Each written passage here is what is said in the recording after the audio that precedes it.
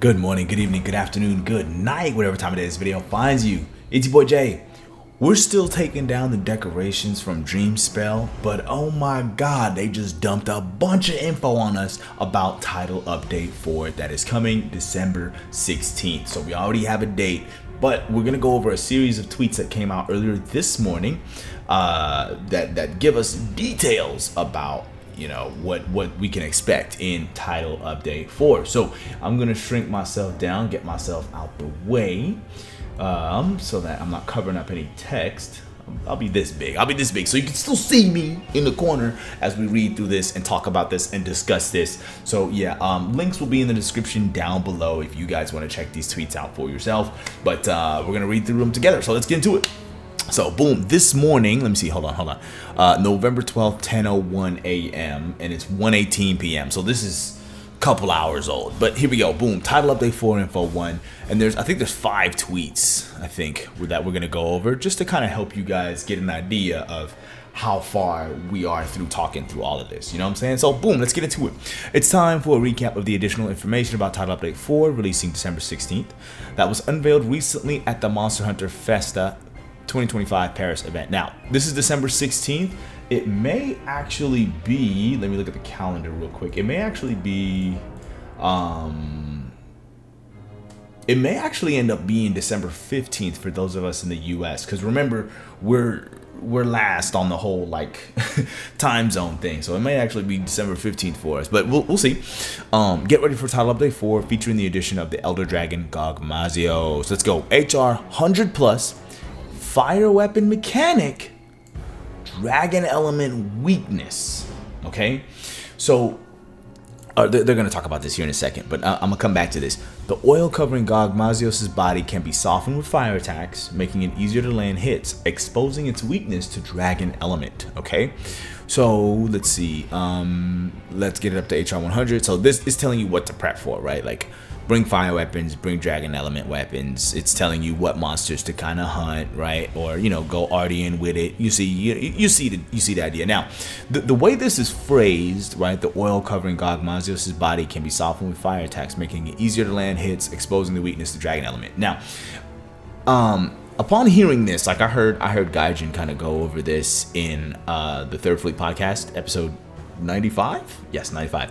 And I was like, okay, that's cool. So maybe fire in the beginning, and then once it starts flying around, when it hits second phase, then swap to dragon, because we can now. But the way this is worded right now, it makes it seem like it's going to work on a part by part basis, right? So you're going to take advantage of the fact that Gogma is just gigantic.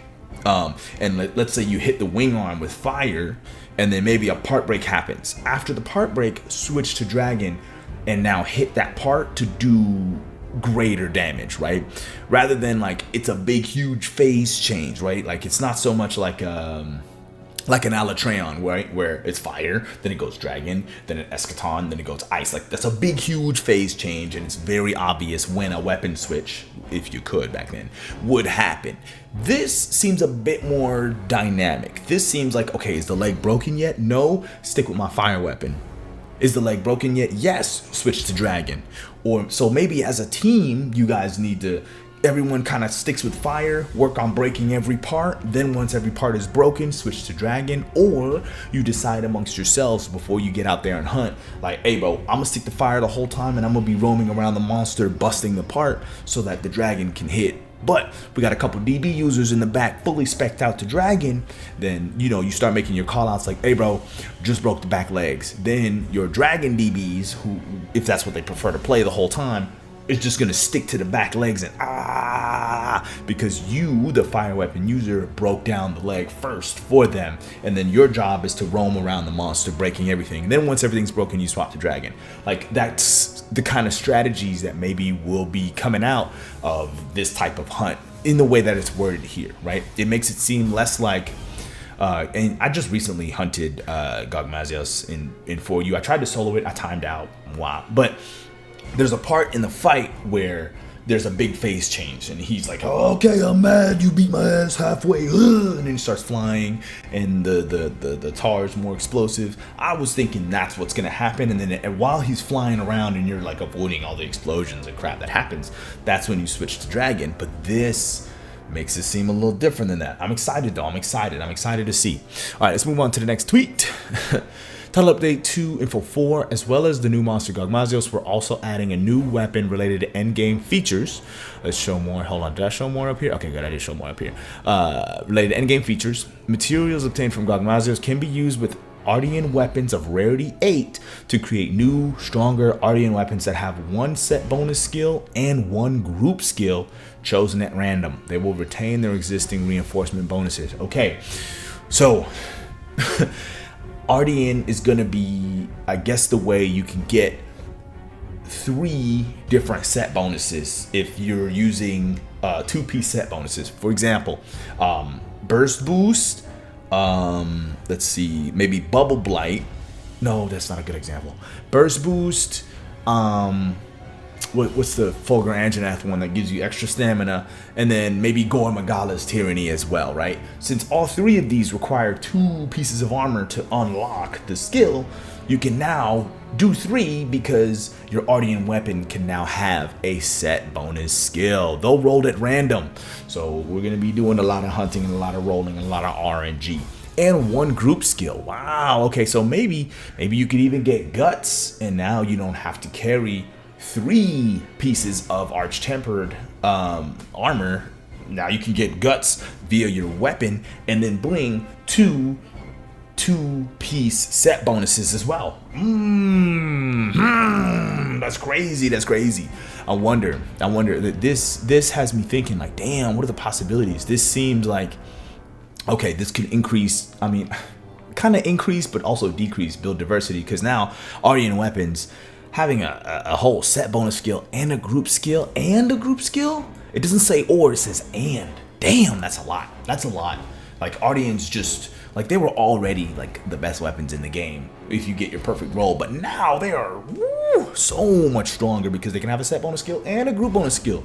Wow, that's a lot. Wow. But this could also make it easier to bring a set bonus skill that is on a set of armor that is less than appealing, right? For example, Doshaguma's Might, right? Don't nobody like wearing Doshaguma's armor. I love offsetting. Y'all know that. I'm hammered, boy. Look at my icon. I swing the hammers. But Doshaguma's Might, I'm not wearing no goddamn Doshaguma's Might. The set is weak as hell, is too low. But if I can have one of them on my armor and then maybe wear the helmet from the event quest, the Ugly Visage, like, okay, and then I can still fit guts and something else on top. Okay, we might be cooking. We might be able to do something here. You know what I'm saying? So it will increase, I guess, like armor set diversity, but it decrease weapon diversity. Everyone's gonna be wearing Artians because set bonus skill, group skill. That's a lot. Let me know how you feel about that in the comments down below. Moving on. In addition, reinforcement bonuses for them are even stronger than those for the standard Artian weapon, so prepare to make further use of reinforcement materials such as ore calcite. Okay, interesting. So they will retain their existing reinforcement bonuses, and then they'll get stronger? That's crazy. In addition, that's interesting. They will retain it, but the reinforcement bonuses are stronger for those of standard Artian. That's interesting. We'll see how that plays out. But let's see. From today, the following 2 event quests, which yield Artian materials, ancient weapon fragment rewards, will permanently be available.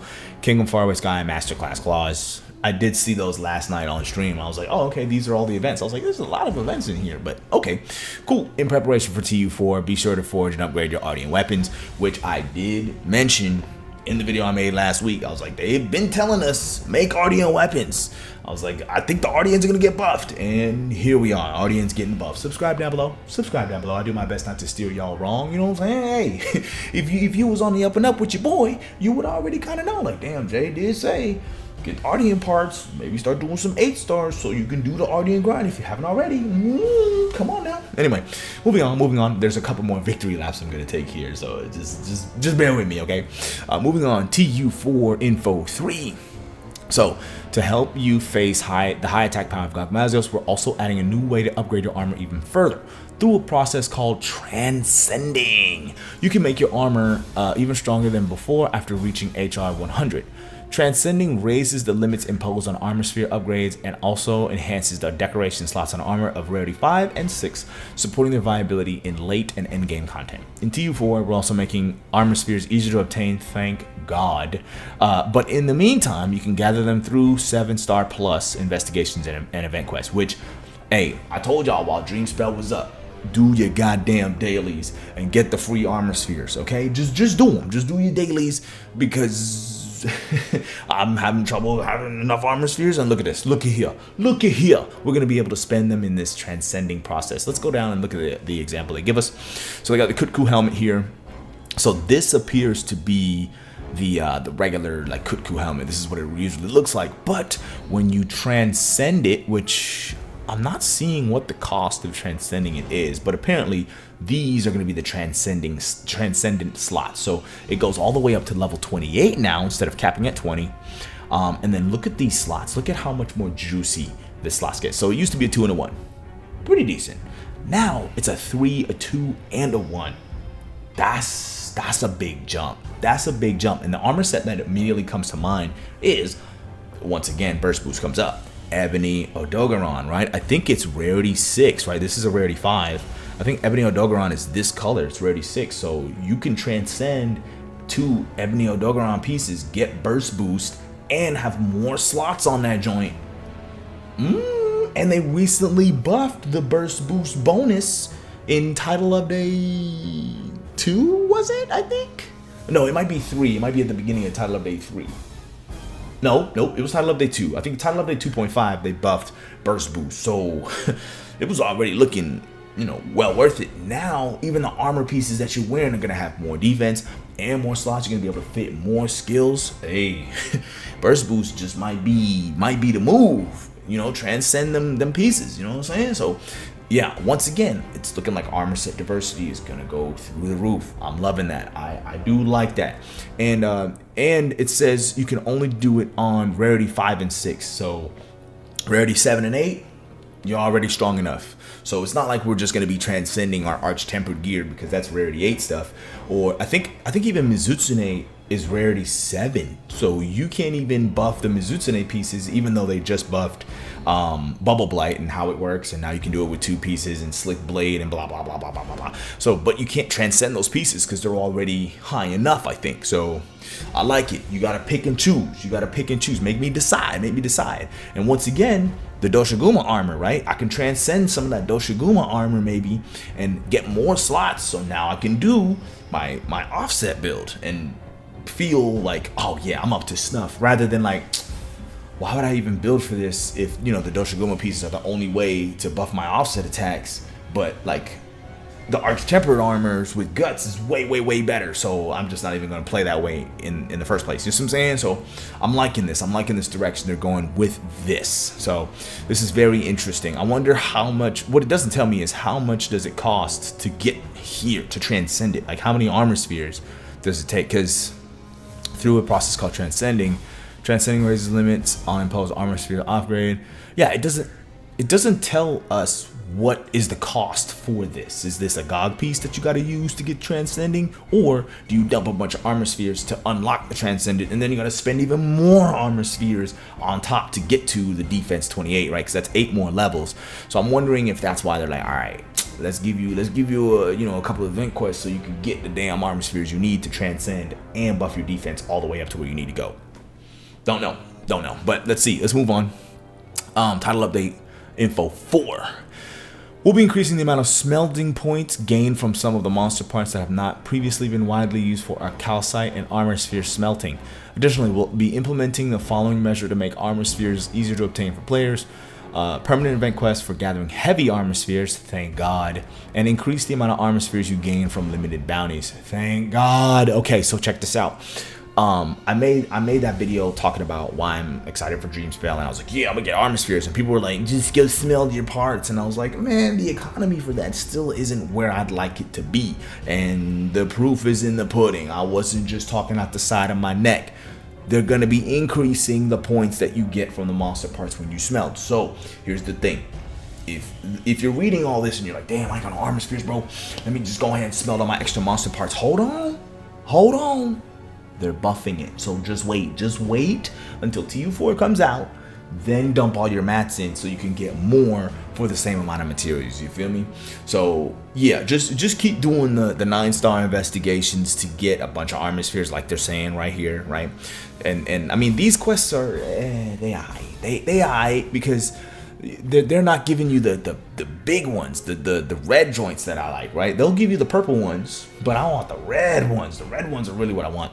And you get a bunch of red ones and the purple ones from 9 stars. So just keep doing your 9 stars, keep doing your limited bounties, keep taking down your 9 stars, keep doing these, hunt your ATs, or I mean, at least AT Udra is a 9-star, so do those, and keep your monster parts on deck. That way when Title Update 4 hits, you can immediately go hit the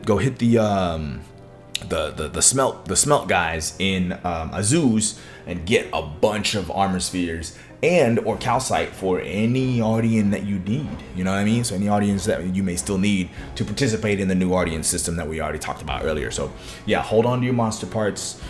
Buffs are coming for that. Like the economy for it is gonna get better. Cool. I got a bunch of Omega parts that I'm about to dump in, boy. Heck yeah. So hold on to that. Don't spend them yet. Moving on. Last but most certainly not least, Title Update 4 Info 5. 9-star Rathalos will appear in certain locales, and you can save it as an investigation. You can also create a quest for multiple targets, including 9-star Rathalos with other monsters. We'll also be implementing balance changes, buffs,